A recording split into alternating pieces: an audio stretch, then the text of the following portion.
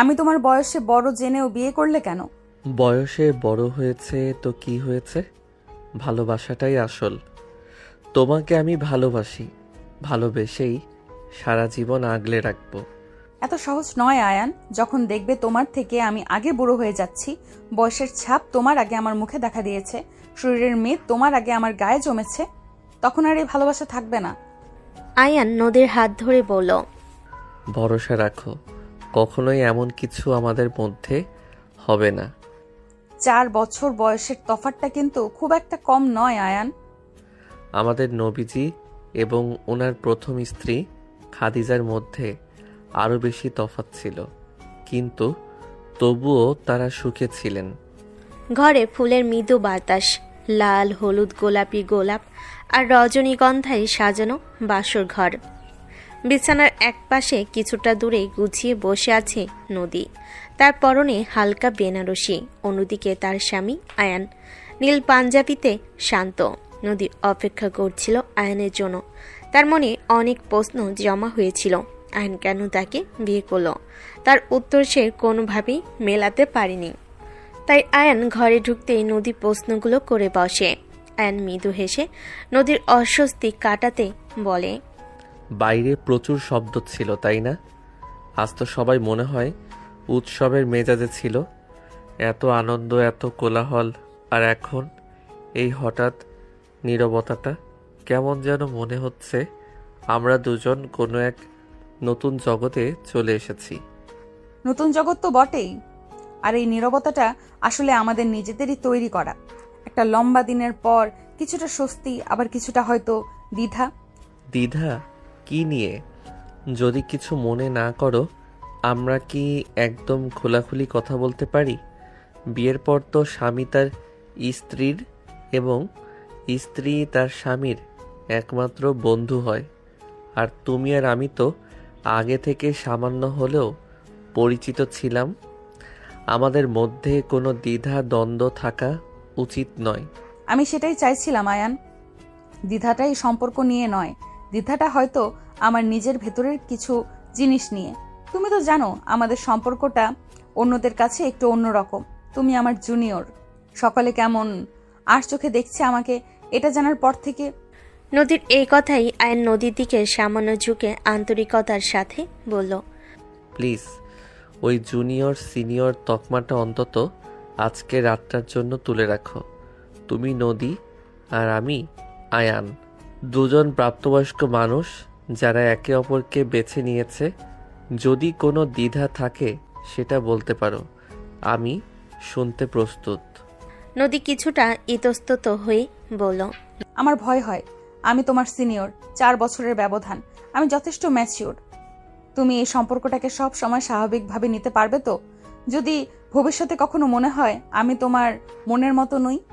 আমি যখন তোমাকে বিয়ের প্রস্তাব দিয়েছিলাম তখনই এই প্রশ্নগুলোর উত্তর আমি নিজেকে দিয়েছিলাম। তোমার সিনিয়র পরিচয়টা আমাকে তোমার প্রতি আরও শ্রদ্ধাশীল করেছে। এই 4 বছরের অভিজ্ঞতাই তোমাকে সেই মানুষটি বানিয়েছে যার প্রতি আমি আকৃষ্ট। যদি তুমি আমার মনের মতো না হতে, তাহলে এই ঘরে আমি থাকতাম না নদী। তুমি শুধু আমার মনের মতো নও, বরং তুমি আমার মনের মতন সবটুকু নিয়েই আমার জীবন সঙ্গী। নদীর চোখে স্বস্তির রেখা ফুটে উঠল। নদী বলল, তোমার কথাগুলো শুনে আমি সাহস পাচ্ছি। ধন্যবাদ আয়ান। আমার আসলে মনে হচ্ছিল আমি যেন কোনো পরীক্ষায় বসেছি, আর তুমি সেই পরীক্ষার একমাত্র পরীক্ষক। যদি পরীক্ষা হয়ও, তবে আমরা দুজনই পরীক্ষার্থী। আর ফল প্রকাশের আগে চলো একে অপরের সাথে একটু বন্ধুত্ব করি। তুমি আমার সবচেয়ে ভালো বন্ধু হতে পারবে কি? আমি চেষ্টা করব আয়ান, খুব মন দিয়ে চেষ্টা করব। আয়ন ও নদী এখন বিছানায় সামান্য কাছাকাছি বসে আছে। ঘরের আলো যেন তাদের মাঝে তৈরি হওয়া বন্ধুত্বপূর্ণ উষ্ণতায় আরও স্নিগ্ধ হয়ে উঠেছে। তাদের মধ্যে এখন আর সেই প্রথম মুহূর্তের শীতলতা নেই, বরং কৌতূহল আছে। এসির তীক্ষ্ণ বাতাসে আয়নের মনে হচ্ছে নদীর শরীর থেকে অদ্ভুত সুন্দর সুবাস ভেসে আসছে, ভীষণ আকর্ষণ করার মতো সুবাস। মাতাল করে দেওয়ার মতো সুবাস। কিন্তু আয়ান নিজেকে সামলানোর চেষ্টা করছে, কারণ সে চায় না এমন কিছু হোক যা নদীর কাছে তাকে প্রথম রাতের ব্যক্তিত্বহীন পুরুষ হিসাবে প্রমাণ করুক। নদীর স্পর্শ পেতে আইন শত শত বছর অপেক্ষা করতে পারবে। পরিস্থিতি স্বাভাবিক করতে আয়ান বলল, তো বন্ধু, যেহেতু বন্ধুত্ব শুরু হলো, আমার নতুন বন্ধুর কাছে প্রথম প্রশ্ন, তোমার জীবনের সবচেয়ে বড় স্বপ্ন কি? মানে এমন কোনো স্বপ্ন যেটা পূরণ না হলে আফসোস থেকে যাবে? কঠিন প্রশ্ন। আমার স্বপ্নটা খুব ব্যক্তিগত আয়ান। আমি আসলে জীবনটা সহজভাবে কাটাতে চাই।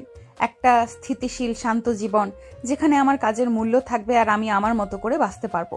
বিশেষ করে যেহেতু আমি আমার অতীত জীবন থেকে অনেক কঠিন অভিজ্ঞতা নিয়ে এসেছি, তাই এখন আমি শুধু শান্তি খুঁজি। তোমার চোখে কি সেই শান্তি আছে? আমার চোখে তোমার জন্য শুধু প্রেম আছে নদী, আর আমি তোমাকে আমাদের ভবিষ্যতের চোখে সেই শান্তি এনে দেব। আমার স্বপ্নটা তোমার থেকে আলাদা হলেও এর মূল ভিত্তি একই। আমি একজন সফল স্থপতি হতে চাই। শুধু একটা ভালো চাকরি নয়, আমি মানুষের জন্য এমন কিছু তৈরি করতে চাই যা কেবল বাড়ি নয়, বাসস্থান হবে, যেখানে ভালোবাসা থাকবে। আর এই স্বপ্ন পূরণের পথে আমার পাশে একজন শক্তিশালী সঙ্গী দরকার, যে কঠিন পরিস্থিতিতে ভেঙে পড়বে না। আমি জানি তুমি সেই মেয়ে। তোমার আত্মবিশ্বাসটা দারুণ। এত কম বয়সে এত বড় স্বপ্ন দেখা এবং সেটা নিয়ে এত স্থির থাকা, এটা সত্যিই প্রশংসনীয়। তোমার স্বপ্নের সেই শক্তিশালী সঙ্গী কি সত্যিই আমি হতে পারবো? তুমি শুধু সঙ্গী নও নদী, তুমি আমার প্রেরণা। তুমি আমার থেকে সিনিয়র। তোমার সিদ্ধান্ত নেওয়ার ক্ষমতা আমার চেয়ে বেশি। আমার মনে হয় তুমি পাশে থাকলে আমি আরও দ্রুত আমার লক্ষ্যে পৌঁছাবো। বরং আমার একটা ভয়, তোমার নিজস্ব যে আকাঙ্ক্ষাগুলো আছে, তুমি কি আমার স্বপ্নের জন্য সেগুলোকে দূরে সরিয়ে দেবে? আমি এটা চাই না। আমার ক্যারিয়ারের প্রতি তোমার এই সম্মান দেখে খুব ভালো লাগছে। না, আমি কিছু ছাড়বো না, বরং আমরা একে অপরের স্বপ্নগুলোকে মিলিয়ে একটা অভিন্ন স্বপ্ন তৈরি করব। ধরো আমি তোমাকে সাহায্য করলাম তোমার স্বপ্নের বাড়িগুলোর অভ্যন্তরীণ নকশা তৈরিতে। কেমন হবে? অসাধারণ হবে। এটা কি শুধু আইডিয়া নাকি সত্যিকারের প্রস্তাব? সিনিয়র হিসেবে তুমি তো অফারগুলো বেশ আকর্ষণীয় করে দাও। ধরে নাও এটা আমার প্রথম প্রপোজাল, আমার এবং তোমার ভবিষ্যৎ। আমরা কাজ করব, হাসবো আর সব বাধা একসাথে পার হব। তবে হ্যাঁ, একটা বিষয়ে আমার একটু চিন্তা হয়। অফিসে আমাদের সম্পর্কটা কি স্বাভাবিক থাকবে? জুনিয়র সহকর্মী যখন বাড়িতে স্বামী, আর সিনিয়র সহকর্মী যখন বউ। অফিস আমাদের প্রফেশনাল জায়গা, আর বাড়িতে আমরা স্বামী স্ত্রী। আমরা নিজেরাই নিয়ম তৈরি করব। বিশ্বাস করো, আমাদের ব্যক্তিগত সম্পর্ক কখনো আমাদের পেশাগত জীবনকে প্রভাবিত করবে না। বরং আমরা একে অপরের সবচেয়ে বড় সমর্থক হব। ঠিক আছে, আমিও রাজি। আমার মনে হচ্ছে আমরা সত্যি একে অন্যের পরিপূরক হয়ে উঠতে পারবো আয়ান। আলোচনা গভীর হওয়ার পর আয়ন ও নদীর মধ্যে এখন আর কোনো দূরত্ব নেই। নদীর মন এখন অনেক হালকা, কারণ আয়ান তার সিনিয়র জুনিয়র সম্পর্কটা দারুণভাবে সামলে নিয়েছে। কিন্তু নদীর মনের গভীরে লুকিয়ে থাকা এক অন্য ভয় তখনও তাকে কুরে কুরে খাচ্ছে। নদীর চিন্তিত মুখ আয়নের চোখ এড়ায় না। সে নদীর হাতটা আলতো করে ধরে, তাকে বলল, আমার মনে হয় আমরা এখন আমাদের সম্পর্কটাকে সহজ করে অনেকটা এগিয়ে এসেছি। মনে হচ্ছে যেন অনেক বছর ধরে আমরা একে অন্যকে চিনি, জানি, একসাথে আছি। তোমার সাথে কথা বলাটা খুব স্বস্তিদায়ক নদী। কিন্তু একটা জিনিস আমি লক্ষ্য করছি, তোমার মুখটা কেমন ফ্যাকাশে হয়ে আছে। একটু আগেই তুমি অতীতের কঠিন অভিজ্ঞতা কথাটা বলছিলে, সেটা কি কেবলই জীবন সংগ্রামের কথা নাকি অন্য কিছু? তুমি কি কিছু গোপন করছো? আয়ানের কথা শুনে নদী চমকে উঠল। তার মুখে উদ্বেগের ছায়া স্পষ্ট। সে হাত ছাড়িয়ে কিছুটা দূরে সরে গেল। তার গলা কাঁপছে। কি বলবে সে আয়ানকে? মুখ ফসকে তখন অতীতের কথা বলে ফেলেছিল, কিন্তু আয়ান এখনই বিষয়টা নিয়ে প্রশ্ন করবে নদী বুঝতে পারেনি। নদীর এভাবে আতঙ্কিত হয়ে ওঠা আয়নের মনে ভয় সৃষ্টি করে। সে নদীর কাছে এসে আলতো করে জড়িয়ে ধরে বলল, ভয় পেও না নদী, আমি আর তুমি তো এক এক আত্মা, এক প্রাণ। তুমি যদি এভাবে ভয় পাও, আমারও যে ভয় হয়। তুমি আমাকে বলো, কি নিয়ে এত ভয় তোমার? কি এমন আছে তোমার অতীতে যা তোমাকে এখনো ভয় দেখায়? বিশ্বাস করো আমাকে, আমি সব ঠিক করে দেব। তুমি শুধু একবার আমাকে সব খুলে বলো। নদীর গাল বেয়ে চোখে জল গড়িয়ে পড়ছে। সে বুঝতে পারছে না আয়নকে সব বলা ঠিক হবে কিনা। তার নীরবতায় আয়ন আবার বলল, প্লিজ নদী, চুপ করে থেকো না। আমি সব সময় তোমার ছায়া হয়ে তোমার পাশে পাশে থাকবো। কোনো অশুভ কিছুকে তোমার ছায়াতেও ঘেঁষতে দেব না। তুমি শুধু আমাকে একবার সব খুলে বলো, ভয় পেও না। আমি জানি আমার বলা উচিত, কিন্তু ভয় হচ্ছে আয়ান, খুব ভয় হচ্ছে। আমি ভেবেছিলাম সব ভুলে নতুন করে শুরু করতে পারবো, কিন্তু নদী, তুমি আমার জীবন সঙ্গী। আমাদের জীবন এখন একটাই, ভয় পাওয়ার কিছু নেই। তুমি আমাকে বিশ্বাস করেছো বলেই তো এই ঘরে এসেছো। তুমি যদি না চাও তো আমাকে কিছু বলতে হবে না, কিন্তু যদি এই ভয়টা আমাদের ভবিষ্যৎকে প্রভাবিত করে, তখন হয়তো আমি তোমার পাশে থাকতে পারবো না। তবে যদি তুমি বলো, তবে আমি সব মেনে নিতে প্রস্তুত। ঠিক আছে আমি বলবো, কিন্তু তুমি রেগে যেও না প্লিজ। তুমি রেগে গেলে আমি হয়তো মরেই যাব। আমি আর নিজেকে সামলাতে পারবো না। আমার মনে হয় না কোনো স্বামী এমন গল্প শুনে শান্ত থাকতে পারবে। আমি তোমার স্বামী হিসেবে শুনছি না, শুনছি তোমার বন্ধু হিসেবে। নিঃসংকোচে বলো। আমার জীবনে এক সময় একজন মানুষ এসেছিল, নাম ছিল অর্ণব। সে আমার সহপাঠী ছিল, পরে এক কোম্পানিতে কাজও করত। আমি তাকে খুব বিশ্বাস করেছিলাম, অন্ধের মতো বিশ্বাস। সে নিজেকে খুব ভালো মানুষ হিসেবে দেখাতো। আমাদের সম্পর্কটা খুব গভীর ছিল। স্বাভাবিক, একটা সম্পর্ক তো হতেই পারে, এতে তো গোপন করার কিছু নেই। আছে, কারণ আমি তাকে এতটাই বিশ্বাস করেছিলাম যে আমার ব্যক্তিগত কিছু ছবি এবং তথ্য আমি তার কাছে দিয়েছিলাম। এটা ছিল ভুল, মারাত্মক ভুল। আমি তখন বুঝতে পারিনি যে সম্পর্কটা ভাঙলে মানুষ এতটা নিচে নামতে পারে। কথাগুলো বলতে বলতে নদী কান্নায় ভেঙে পড়ল। আয়ন নিঃশব্দে অপেক্ষা করলো, কোনো মন্তব্য করলো না। কারণ নদীর কথা এখনো শেষ হয়নি। নদীর কথা শেষ হলেই কেবল বোঝা যাবে কি ঘটেছে। আয়ন অপেক্ষা করতে থাকলো বাকি কথাগুলো শোনার জন্য। 1 বছর আগে যখন আমাদের সম্পর্কটা ভেঙে যায়, তখন সে খুবই গোলমেলে জড়ানো একটা ছেলে ছিল। প্রচুর মিথ্যে বলতো। আমি ছাড়াও তার আরও অনেক মেয়ের সাথে সম্পর্ক ছিল যা আমি জানতাম না। তখন আমি তার সাথে সব সম্পর্ক শেষ করে দেই, কারণ এমন বিকৃত মস্তিষ্কের মানুষের সাথে আর যাই হোক সারা জীবন থাকা যায় না। আর তখনই সে তার আসল রূপ দেখালো। সে তখন থেকে আমাকে ব্ল্যাকমেল করতে শুরু করে। আয়ন এবার সোজা হয়ে বসলো। তার মুখে এবার চিন্তার ছাপ স্পষ্ট। ব্ল্যাকমেইল? কি চাইতো সে? প্রথমে টাকা, প্রচুর টাকা। তার কিছু দেনা হয়েছিল, সেগুলো শোধ করতে চাইতো। আমি কিছু দিয়েছিলামও, কিন্তু এরপর তার লোভ বেড়ে যায়। সে আমাকে হুমকি দিতে শুরু করে। যদি আমি তার কথা মতো না চলি, তাহলে সে সেই ছবিগুলো আর ব্যক্তিগত মেসেজগুলো সোশ্যাল মিডিয়ায় ছড়িয়ে দিবে। কথাগুলো শুনে আয়নের মাথায় রক্ত উঠে গেল। রাগে লাল হয়ে যেতে শুরু করলো তার চোখ। তবু সে শান্ত স্বরে নদীকে বলল, আর তুমি এত বড় একটা বিষয় এতদিন একা সামলেছ, পুলিশকে কেন জানাওনি? বিয়ের আগেও কি সে তোমাকে কোনোভাবে বিরক্ত করেছিল? হ্যাঁ, আজও সকালবেলায় এই অনুষ্ঠানের মাঝেও একটা টেক্সট এসেছিল। সেখানে সে লিখেছে, বিয়ে করেছিস ভালো, এবার তোর স্বামীর কাছেও সব পৌঁছে দিব, যদি না কাল সকালের মধ্যে আরো বেশি টাকা দিস। এই কারণেই আমার মনে এত ভয় আয়ান। এই কারণেই আমি তোমার দিকে তাকিয়ে দ্বিধা অনুভব করছিলাম। আমি তোমার জীবনকে অন্ধকারে ঠেলে দিচ্ছি না তো? নদী কান্না থামাতে পারল না। আয়ন স্থির রইল, কিন্তু তার চোখের ভাষা মুহূর্তেই পাল্টে গেল। সহানুভূতি এবার ক্রোধ ও দৃঢ়তায় মিশে গেল। সে নদীর কাঁধে হাত রেখে বলল, শান্ত হও নদী, শান্ত হও। আমি তোমার স্বামী, আর সবচেয়ে বড় কথা আমি তোমার বন্ধুও।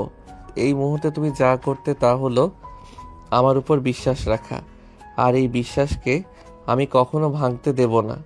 আয়ন কয়েক মুহূর্ত চুপ থেকে কিছু একটা ভাবল, তারপর নদীকে বলল, তুমি ওই বদমাইশকে আর কোনো টাকা দেবে না। কোনো ব্ল্যাকমেইলারের কাছে অবশ্যই আমরা আত্মসমর্পণ করব না।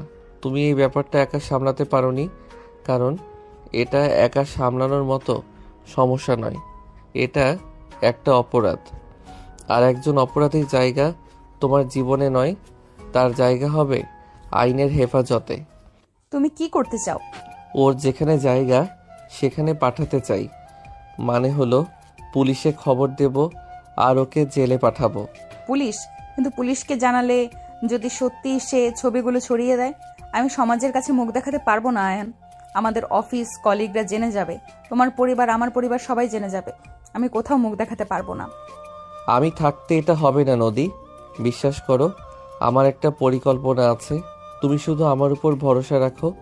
মনে করো আমাদের জীবনের প্রথম একটা কঠিন চ্যালেঞ্জ এসেছে, আর আমরা দুজন মিলে সেটাকে পার করব। তুমি কেবল আমাকে বলো, তোমার কাছে কি তার কোনো সাম্প্রতিক টেক্সট মেসেজ, কল রেকর্ড বা এমন কিছু আছে? আমরা কাল সকাল থেকে কাজ শুরু করব। নদীর মন থেকে বিশাল একটা ভার নেমে গেল। আয়নের এই সাহস, ক্রোধের বদলে তার স্থির সংকল্প নদীকে নতুন করে বাঁচতে শেখালো। সে আজকে সকালে যে মেসেজটা করেছিল সেটা ডিলিট করেনি, সেটা আমার ফোনে আছে। বেশ, তাহলে কাজটা সহজ হবে। আজকে রাতটা তুমি শান্তিতে ঘুমাও, কাল সকাল থেকে আমি দায়িত্ব নিচ্ছি। আমরা দুজন মিলে এই অতীতের কালো অধ্যায়কে চিরতরে কবর দেব। রাত প্রায় 3টা। নদী ঘুমিয়ে পড়েছে, কিন্তু আয়নের চোখে ঘুম নেই। সে বিছানায় পিঠ ঠেকিয়ে চুপচাপ বসে আছে। বাৎসর রাতের সমস্ত আনন্দ মুছে গিয়ে তার মনে এখন কেবলই ব্ল্যাকমেলার অর্ণবের প্রতি চরম ঘৃণা আর নদীকে রক্ষা করার সংকল্প। এই মুহূর্তে তার কাছে স্ত্রী, নদীর নিরাপত্তা এবং সম্মানই সব থেকে গুরুত্বপূর্ণ। আয়ন আলতো করে উঠে জানালার পাশে গিয়ে দাঁড়ালো। তার হাতে নদীর ফোন, সেখানে অর্ণবের শেষ ম্যাসেজটা এখনো জলজল করছে। আয়ান বিড়বিড় করে বলল, এত সাহস! আমার স্ত্রীর জীবনটাকে তুই ব্ল্যাকমেইল, নরক বানানোর চেষ্টা করে চলেছিস। তোকে আমি ছাড়বো না অর্ণব, তোর শেষ দেখে ছাড়বো আমি। তুই তৈরি থাক। আয়ান কিছুক্ষণ চিন্তা করে। পুলিশের জানানো সহজ, কিন্তু দ্রুত অ্যাকশনের দরকার। তার এক কলেজ বন্ধু রাফি বর্তমানে সাইবার ক্রাইম ইউনিটে কাজ করে। আয়ন নদীর ফোনটা রেখে নিজের ফোনটা হাতে নিল। এত রাতে রাফিকে ফোন দেওয়া ঠিক হবে না, তাই সে একটি বিস্তারিত মেসেজ লিখল। রাফি, খুব জরুরি, ব্যক্তিগত এবং অত্যন্ত সংবেদনশীল পারিবারিক সমস্যা।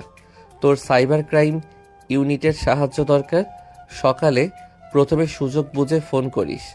আমার স্ত্রীর প্রাক্তন প্রেমিক ব্ল্যাকমেইল করছে, ব্যক্তিগত ছবি দিয়ে হুমকি দিচ্ছে। আইনি ব্যবস্থার আগে তাকে হাতে নাতে ধরতে হবে এবং ডিভাইস উদ্ধার করতে হবে। তোর অ্যাডভাইস ও সাহায্য ছাড়া সম্ভব নয়। দ্রুত উত্তর দিস। মেসেজটা পাঠিয়ে ফোন রেখে আয়ন আবার বিছানায় ফিরল। দেখল নদী গভীর ঘুমে আচ্ছন্ন, কিন্তু তার মুখে এখনো সেই উদ্বেগের ছাপ। আয়ন আলতো করে নদীর কপালে চুমু খেলো। আলতো করে ঘুমন্ত নদীর হাত ধরে আয়ন বলল, তোমাকে আর ভয় পেতে দেব না। সিনিয়র আপু হিসেবে নয়, আমার বউ হিসেবে তোমার জীবনটা এবার আনন্দে ভরে উঠবে। পরের দিন সকাল 10টা। আয়ন অফিসে না গিয়ে রাফির সাথে দেখা করার জন্য প্রস্তুত হলো। নদী ঘুম থেকে উঠে আয়নকে যেতে দেখে চিন্তিত ভঙ্গিতে বলল, আয়ান, তুমি কোথায় যাচ্ছ? অফিসে যাবে না? আর এই ব্যাপারটা নিয়ে তুমি কি ভাবো? শান্ত হও। আমি আমার বন্ধু রাফির সাথে দেখা করতে যাচ্ছি। সে সাইবার ক্রাইমে আছে। আমি ওর সাথে আলোচনা করে একটা সমাধান বের করব। আমরা কোনো ভুল পদক্ষেপ নেব না। তুমি শুধু একটা কাজ করো, তুমি অর্ণবকে ফোন বা টেক্সটে কোনো উত্তর দেবে না। যতক্ষণ না আমি নির্দেশ দেই। সব দায়িত্ব এখন আমার। তুমি শুধু বাড়িতে শান্ত থাকো। আর এই ব্যাপারটা নিয়ে কি তুমি সাবধানে থেকো। আমার কেন যেন মনে হচ্ছে তুমি এই ব্যাপারে জড়িয়ে গেলে ওর মতো শয়তান ছেলে তোমাকে বিপদে ফেলবে। তোমার জুনিয়র অফিসারকে বিপদে ফেলা এত সহজ নয় সিনিয়র। আমি সব দিক গুছিয়ে তবেই যাব। তুমি শুধু আমাকে বিশ্বাস করো। নদীর থেকে বিদায় নিয়ে আয়ন রাফির সাথে দেখা করতে গেল। রাফি সব শুনে একটি কার্যকর ফাঁদ পাতার পরিকল্পনা করল। সে বলল, অর্ণবের মতো বদ লোকদের কাজই হলো মেয়েদেরকে ট্রামে ফেলা। নদীর সাথে সে একই কাজ করেছে। ওকে এখনই দমাতেই হবে, কারণ এটাকে হয়তো সে নিজের পেশা হিসাবে নিয়ে বসেছে। এখন তাহলে কি করতে হবে? তোকে টাকার পরিমাণটা আরও বাড়াতে হবে। তাকে বোঝাতে হবে তুই তার দাবি মেনে নিয়েছিস। তোকে এমন একটা জায়গা বেছে নিতে হবে যেখানে সিসিটিভি ক্যামেরা নেই, কিন্তু আমাদের লোক পৌঁছানো সহজ। তাকে শুধু ডিভাইসটি হাতে নিতে দেখলেই আমরা অ্যাকশন নেব। আমি নিজে গিয়ে টাকা দেব? এটা কি বেশি ঝুঁকিপূর্ণ হয়ে যাবে না? একদম। তাই আমরা একটি ব্যাগ সাজাবো, তার মধ্যে আসল টাকার চেয়ে বেশি থাকবে কাগজ। আসল টাকা থাকবে খুবই কম। আর আমরা তোর শরীরে একটি ছোট recording plus location detect device set করে দিব। এতে সহজেই তোর লোকেশনও জানতে পারবো আর কথাও শুনতে পারবো। বিকাল 5টা। রাফির নির্দেশনা মতো আয়ন একটি জনমানবহীন কিন্তু সহজে প্রবেশযোগ্য পার্কে অর্ণবের জন্য অপেক্ষা করছে। নদী দূরে একটি গাড়িতে রাফির লোকজনের সাথে অপেক্ষা করছে। নদী ক্রমাগত কাঁপছে। কিছুক্ষণ পর অর্ণব পার্কে এসে উপস্থিত হয়। সে ঠাট্টার স্বরে বলল, বাহ, নতুন জামাই স্বয়ং টাকা দিতে এসেছে। ভাবিনি তুই এত বোকা। তোর বউ তোকে সব বলেছে? আমার স্ত্রীকে বিরক্ত করছিস আর আমি চুপ করে থাকবো? কত টাকা চাস বল? দ্রুত ব্যাপারটা শেষ কর। আমার স্ত্রীর সম্মান আমার কাছে তোর চেয়ে অনেক বেশি দামি। বেশ, শেষবারে চেয়েছিলাম 15 লাখ। এখন যেহেতু বিয়ে করেছিস দাম বেড়েছে, 20 লাখ চাই। আর সব ছবি ভিডিও মেসেজ আমার এই ল্যাপটপে আছে। টাকা দিলেই পিনকোড দিয়ে দিব। ব্যাগটা দেখ, 20 লাখ আছে, কিন্তু আগে আমাকে নিশ্চিত করতে হবে যে তোর কাছে আর কোনো কপি নেই। এই ল্যাপটপটা আমার হাতে দিবি, আমি চেক করব। ক্যান্ডি, তুই কি সাইবার এক্সপার্ট হয়ে গেলি? আগে টাকা দে। টাকা তুই পাবি, কিন্তু আগে ল্যাপটপটা দে। এটা আমার স্ত্রীর জীবন মরণ প্রশ্ন। আমি কোনো ঝুঁকি নেব না। এই নে তোর টাকা। কথাটা বলেই আয়ন টাকার ব্যাগটা অর্ণবের দিকে দিয়ে দিল। অর্ণব লোভী কুকুরের মতো ব্যাগটা টেনে নেয়, কিন্তু তার নজর ল্যাপটপের দিকে। সে ভাবল, টাকা যখন হাতে এসে গেছে, ল্যাপটপ দিলে ক্ষতি কি? সে সামান্য ঝুঁকে নিয়ে ল্যাপটপটি আয়নের হাতে দিয়ে বলল, উড হলো 45। টাকাটা আমি গুনে নিচ্ছি। ঠিক তখনই পার্কের চারপাশ থেকে রাফি ও তার পোশাকবিহীন সহকর্মীরা ছুটে আসে। হাত তোল, সাইবার ক্রাইম ইউনিট। অর্ণব হতভম্ব হয়ে গেল। সে টাকার ব্যাগ ফেলে পালাতে চেষ্টা করলো, কিন্তু রাফির লোকেরা তাকে ধরে ফেলে। অর্ণব চিৎকার করতে শুরু করলো, এটা কি হচ্ছে? আমি কিচ্ছু করিনি। আমার স্ত্রীকে ব্ল্যাকমেইল করার ফল এটা। তোর জায়গা সমাজের বাইরে। অর্ণব, তুই এখন প্রমাণ সহ ধরা পড়েছিস। ল্যাপটপটি শক্ত করে ধরলো। তার চোখ এখন কেবল নদী খোঁজে। নদী দূরে গাড়িতে বসে পুরো ঘটনা দেখল। আয়ন যখন অর্ণবের হাত থেকে ল্যাপটপটি কেড়ে নিল, তখন নদী কেঁদে ফেল। এটা তার মুক্তির কান্না। আয়ন দ্রুত গাড়ির কাছে এলো, ল্যাপটপটি নদীর হাতে দিল। সব শেষ নদী। তোমার ভয় আর অতীত দুটোই এখন আমার হাতে। এই ল্যাপটপের সমস্ত ডেটা এখন ফরেনসিক পরীক্ষা হবে এবং তারপর চিরতরে মুছে ফেলা হবে। অর্ণব পুলিশের হেফাজতে গেছে। নদী আয়নের হাত শক্ত করে ধরে বলল, তুমি শুধু আমার জুনিয়র ছিলে না আয়ান, তুমি আমার রক্ষাকর্তা। আমি বিশ্বাস করতে পারিনি যে তুমি এত অল্প সময়ে এটা করতে পারবে। সিনিয়র আপুকে রক্ষা করা তো জুনিয়র অফিসারের প্রথম ডিউটি নয় কি? চলো বাড়ি চলো। আজ থেকে তোমার জীবনে আর কোনো ভয় নেই। আয়ন যখন নদীকে নিয়ে পার্ক থেকে বাড়ি পথে ফিরছে, নদীর মুখে স্বস্তির ছায়া। নদীর মুখে এখন আর ভয় নয়, মুক্তি এবং কৃতজ্ঞতার ছাপ। আয়ন ড্রাইভ করতে করতে আনমনে হাসে। এই হাসি তার পুরনো স্মৃতি মনে করিয়ে দেয়, যেদিন প্রথম সে নদীকে দেখেছিল। সেই শুরুর দিনে, যেখানে নদী ছিল শুধু তার সিনিয়র কলিগ। আয়ন তখন একটি মাল্টিন্যাশনাল কোম্পানিতে যোগ দিয়েছে। নদী তখন সেখানকার সবচেয়ে দক্ষ এবং বিনয়ী সিনিয়র অফিসার। প্রথম দেখাতেই আয়ন তার প্রেমে পড়ে। নদীর প্রতিটি মুভমেন্ট আয়ন নজর রাখত। একদিন ক্যান্টিনে নদী তার টিমের কিছু জুনিয়রের সাথে দুপুরে খাবার খাচ্ছে। আয়ন দূর থেকে দেখে মুগ্ধ হয়ে তাকে দেখছে। আয়নের পাশে বসেছিল আরেক কলিগ রিয়াদ। আয়ন আনমনে বলে ওঠে, নদী আপু কি অসম্ভব সুন্দর আর শান্ত, ভদ্রতার সাথে করে কথা বলেন সব সময়। অফিসের এত চাপের মধ্যেও উনি কখনো মেজাজ হারান না, সব জুনিয়রকে এমন আপন করে নেন। হ্যাঁ নদী আপু তো এমনই, তাকে সবাই শ্রদ্ধা করে। তবে প্রেমে পড়ার চিন্তা করিস না, তিনি আমাদের চেয়েও 4 বছরের সিনিয়র। শুধু আপু বললেই ডাকবি। তাছাড়া তার জীবনে কঠিন একটা অতীত গেছে শুনেছি। সিনিয়র তাতে কি, ভালোবাসা কি বয়স দেখে হয়? বরং এই ম্যাচুরিটি তো আকর্ষণ করছে। উনি যেভাবে কাজগুলো সামলান তাতে একটা অদ্ভুত কোমলতা আছে। এরই কয়েকদিন পরের ঘটনা। লিফটে শুধু আয়ন আর নদী। নদী আয়নের কাজ নিয়ে প্রশংসা করে। আয়ন, তুমি নাকি নতুন প্রজেক্টের লিড নিচ্ছ? Very good. আমি তোমার কাজগুলো দেখব। কোনো সমস্যা হলে আমাকে জানাতে দ্বিধা করবে না। না মানে, হ্যাঁ আপু, আমি চেষ্টা করব। আপনার থেকে এই ভরসাটা পেলে অনেক সাহস পাই। শুধু সাহস নয়, আত্মবিশ্বাস রাখো। তোমাকে দেখে মনে হচ্ছে তুমি বড় কিছু করবে। All the best. নদীর কথা শুনে আয়নের বুক ধুকপুক করে ওঠে।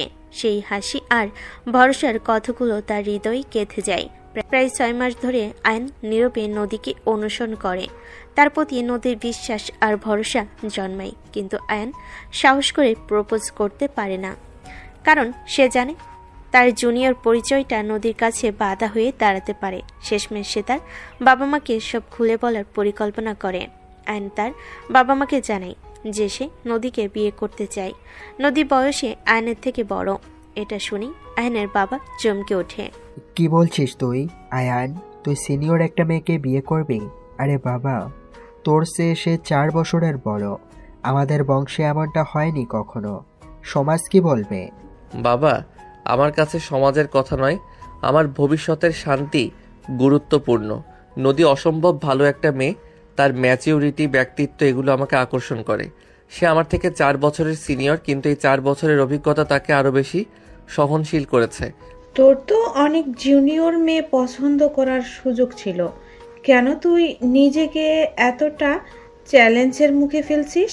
তোর সাথে তার বোঝাপড়া হবে তো? মা, ওর সাথে বোঝাপড়াটা আমি তৈরি করব। আমি তাকে ভালোবাসি, আর সবচেয়ে বড় কথা, আমি তাকে শ্রদ্ধা করি। আমি জানি নদীকে বিয়ে করলে আমার জীবনটা স্থির হবে। তোমরা শুধু একবার আমার কথাটা ভাবুন। আমি তাকে স্ত্রীর মর্যাদা দিতে তৈরি।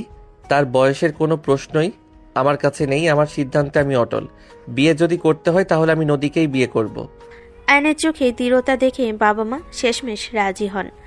ঠিক আছে, তোর যখন এতই আত্মবিশ্বাস, তখন আমরা মেনে নিলাম।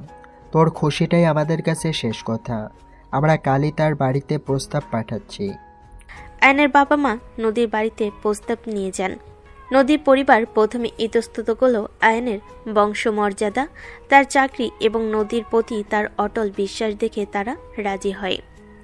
কিন্তু নদী যখন জানতে পেরেছে আয়নের পরিবার তাদের মেয়ের জন্য বিয়ের প্রস্তাব এনেছে, সে কিছুতেই রাজি হতে চায় না। নদী উত্তেজিত হয়ে বলল, অসম্ভব। তোমরা কি বলছো বাবা? তোমরা জানো আয়ান আমার জুনিয়র, আমার অফিসের কলিগ। অফিসে সারাদিন আপু আপু করে, সিনিয়র হিসেবে ভরসা করে, সম্মান করে, কিন্তু স্বামী হিসেবে তাকে মেনে নেওয়া সম্ভব নয়। এটা হতেই পারে না। কেন হতে পারে না নদী? আয়ান তো খুব ভালো ছেলে, ভালো বংশ, ভালো চাকরি, দেখতেও সুন্দর, শান্ত, ভদ্র। বয়সে সামান্য ছোট হলে কি আসে যায়? সামান্য ছোট নয় মা, 4 বছরের ছোট। তাছাড়া অফিসের একজন সহকর্মীকে বিয়ে করে আমি সেখানে মুখ দেখাবো কিভাবে? আর আমার তো বয়স বাড়ছে, আমার জীবনের অভিজ্ঞতা। আয়ন কি সেটা বুঝতে পারবে? শোন নদী, তোর বয়স তো 32। তোর প্রাক্তন কতটা খারাপ ছিল তা আমরা জানি। ওই বাজে ছেলের সাথে কতটা বাজে সময় তুই পার করছিস তাও আমরা বুঝি। এখন তোর জীবনে একটু স্থিতিশীলতার দরকার। আয়ান, তার পরিবার আর তোর প্রতি অবস্থা, এগুলো দেখি আমরা প্রস্তাব গ্রহণ করছি। আয়ান যদি তোর সিনিয়র জুনিয়র পরিচয়ে কোনো সমস্যা না দেখে তাহলে তুই কেন দেখছিস? কিন্তু বাবা আমি তুই নিজেই বল, আয়ান কি খারাপ ছেলে? ওর চেয়ে ভালো ছেলে তোর জন্য আসবে। তুই কি নিশ্চিত? আমরা তোর উপরে কোনো চাপ দিচ্ছি না। শুধু ভাব, তোর এই না বলার কারণটা কি কেবলই সমাজের ভয়, নাকি তোর মনে আয়ানের প্রতি কোনো ঘৃণা আছে? নেই তো, তাহলে কেন তোর জীবনটাকে জটিল করছিস? আমরা তোর ভালো চাই। বাবা মেয়ের জেদ আর যুক্তির কাছে হার মেনে নদী দীর্ঘশ্বাস ফেলে। বাবা মেয়ের কথা ভেবে এবং আয়নের ভালো দিকগুলো ভেবে সে শেষমেশ রাজি হয়ে যায়। ক্লান্ত স্বরে বলল, ঠিক আছে, তোমরা যখন বলছো তখন আমি রাজি। শুধু আশা করি আমার এই সিদ্ধান্ত যেন ভুল না হয়। পেছনে সেই কথাগুলো মনে করে আয়ন মৃদু হাসে। এইসব কিছুর বিনিময়ে আজ নদী তার পাশে নিরাপদে। রাত কেটেছে স্বস্তিতে। ব্ল্যাকমেইলার অর্ণব পুলিশের হাতে, আর নদীর মন থেকে বিশাল একটা ভার নেমে গেছে। ভোরের আলোয় নদীর যখন ঘুম ভাঙল, সে দেখল আয়ন তার দিকে তাকিয়ে হাসছে। নদী ভীষণ লজ্জা পেল, তারপর বলল, এমন করে তাকিয়ে আছো কেন? নতুন বউ দেখছো? না, এমন একজন মানুষকে দেখছি যে অনেক দিন শান্তিতে ঘুমিয়েছে, যাকে ঘুমের মধ্যে আদুরে বেড়ালের মতো মিষ্টি লাগছিল। আর সবচেয়ে বড় কথা, সে আমার পাশে আছে। তোমার মুখের দিকে তাকালে এখন আর সেই ভয়টা দেখি না নদী, শুধু প্রশান্তি দেখি। তুমি না থাকলে হয়তো সেই শান্তিটা কখনোই আসতো না আয়ান। তুমি সত্যিই প্রমাণ করে দিলে যে তুমি আমার চেয়ে কম বয়সের হলেও আমার চেয়ে অনেক বেশি পরিণত। চলো এবার জুনিয়র অফিসারকে তার সিনিয়র আপুর জন্য একটা চা বানিয়ে আনতে দাও, তারপর আমরা নিচে যাব। আজ থেকে নতুন একটা অধ্যায় শুরু। নদী ও আয়ান নিচে নামলো। নতুন বউ হিসাবে নদীকে আজ শ্বশুরবাড়ির সবার সামনে যেতে হবে। পরিবেশটা স্বাভাবিক, কিন্তু কিছু প্রথাগত চাপ সেখানে বিদ্যমান। আয়নের মা রেহেনা বেগম এবং তার দুই ফুপু উপস্থিত। নদী নদ্য হয়ে শ্বশুর শাশুড়িকে প্রণাম করল, সবে আশীর্বাদ করল। তবে পরিবেশটা একটু দ্রুতই প্রথাগত আলোচনার দিকে মন নিল। আয়নের ফুপু নদীকে উদ্দেশ্য করে গম্ভীর স্বরে বলল, শোনো নদী, তুমি তো খুব নামি অফিসে কাজ করো, খুব ভালো কথা, কিন্তু এখন তো বিয়ে হয়ে গেল, এখন তো সাংসারিক দিকটাও দেখতে হবে। আমাদের বংশের বউরা সাধারণত ঘরটাকেই দেখে আগে। নদী কিছুটা অপ্রস্তুত হয়ে গেল। আইন দ্রুত পরিস্থিতি সামাল দিতে চাইল। ফুপু, নদীকে নিয়ে এসব এখন কেন? এখনও তো ও নতুন বউ, আর ওর কাজটা ওর প্যাশন। ও কাজ করুক আর ঘর সামলাক, সব কিছুতেই আমি ওকে সাপোর্ট করব। আয়ান, তুমি থামো, ওরা ভুল কিছু বলেনি। নদী, তুমি তো জানোই আমরা একটু ট্র্যাডিশনাল। তবে হ্যাঁ, তুমি কাজের ক্ষেত্রেও খুব দক্ষ, সেটা আমরা জানি। কিন্তু এখন সংসারটাকে আগে দেখতে হবে। বিশেষ করে তোমাদের বাচ্চার পরিকল্পনাটা কখন করছো? বয়স তো আর কম নয়, বুঝতেই পারছো। নদীর মুখে এবার স্পষ্ট অস্বস্তি দেখা দিল। অ্যান এবার কিছুটা বিরক্ত হলো। মা প্লিজ, এটা আমাদের একান্ত ব্যক্তিগত ব্যাপার, আর নদীর বয়স নিয়ে তোমাদের কোনো চিন্তা করতে হবে না। আমরা দুজনেই প্রাপ্তবয়স্ক। কখন কি করব সেই সিদ্ধান্ত আমরা দুজনেই নেব। তুমি এখন ওকে নাস্তাটা দাও। নদী আয়নের হাতটা চেপে ধরল। তাকে থামানোর জন্য সে নিজের পরিস্থিতি সামলাতে চাইল। মিষ্টি হেসে নদী বলল, শাশুড়ি মা, আপনারা ঠিকই বলেছেন। নতুন জীবনে নতুন দায়িত্ব তো থাকবেই। আমি সংসার আর কাজ দুটোই সামলে নিব, আপনারা চিন্তা করবেন না। আর বাচ্চার ব্যাপারটা আমরা অবশ্যই খুব তাড়াতাড়ি ভালো খবর জানাবো। আপনাদের দোয়া চাই।